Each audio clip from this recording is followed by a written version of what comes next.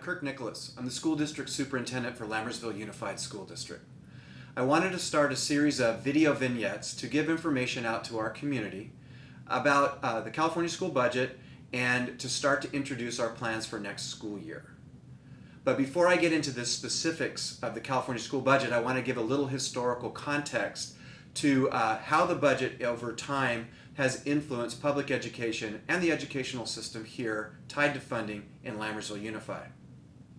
Back during the Great Recession in 2008 through 2012, public education and social services bore the burden of what was a very difficult time economically for California. And that manifested itself in a very severe cut to public education funding. I wanted to bring that up today because we are facing a cut in the governor's May revise that is significant and is going to be a challenge for our district. So here's how things rolled out through 2008 through 2012. The recession ran its course, and with the election of Governor Jerry Brown, he brought forward a new funding formula. That funding formula was called LCFF, or Local Control Funding Formula. And what it did was simplified the California budget into three categories. The first is the base grant. It's money for all children. It's the cornerstone of all school budgets. Then he added additional funds for students in three specific categories: English learners, low income, and foster youth. The second funding source is called supplemental grant. And the third is called concentration grant, which is associated to districts with 51% of their student population that are in and fit those three student categories. Again, low income, foster youth, and English learner. So, over the course of time of the Brown administration, the LCSFF formula was laid out. And in that, little by little, they refunded public education back to its level goal. And they reached that target in 2018-19. The problem with that goal was that in order to make it, they had to reach the funding level of the 2007-2008 school year. So in one way, public education was reimbursed money it lost during the Great Recession.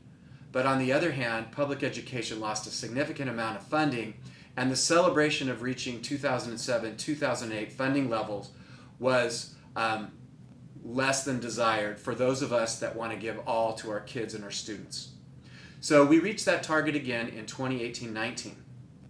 The following year, we received a COLA, or cost of living adjustment, to the tune of 3.26%.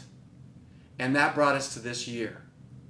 So what I want to do now is say that we are, 2 years ago, we started at the 2007-2008 level. We received a COLA, and this year, the funding process, which goes through a budgetary procedural step, starts in January. Governor Newsom proposed a 2.31% COLA increase in his January budget proposal. He's mandated by law to give a May revise based on tax revenues. Now, in between January and the May revise, the crisis known as the coronavirus COVID-19 hit. And as everyone knows, the tax rolls plummeted. So by law, he has to, in the May revise, present to the state legislature a balanced budget.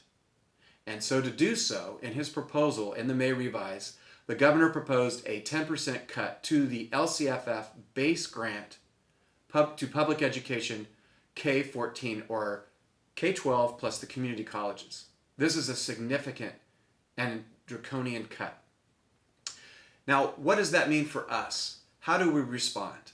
Well, we have a lot of work to do over the next period of time, but there are two challenges. One, the May revise is not the budget. The budget gets passed by the state legislature. The state legislature is currently negotiating with the governor over the 10% cuts. And I can tell you, and there's good news, is that the state Senate has rejected the 10% cuts, according to news stories starting last week. So in that negotiation, we have been told a 10% cut and have been told to prepare for that. However, in the negotiation, it does appear that 10% is not going to be that number. But I can't tell you for sure. I can also tell you that when the governor did the May revise, that he requested of the federal government a bailout or a stimulus to help supplement the loss of tax revenues due to the state's reaction to the COVID-19 crisis. So here we are in June, trying to establish our budget and the protocols for how we're going to staff and fund our educational program. However, we don't know exactly how much money we're going to have. Our district is up to the task.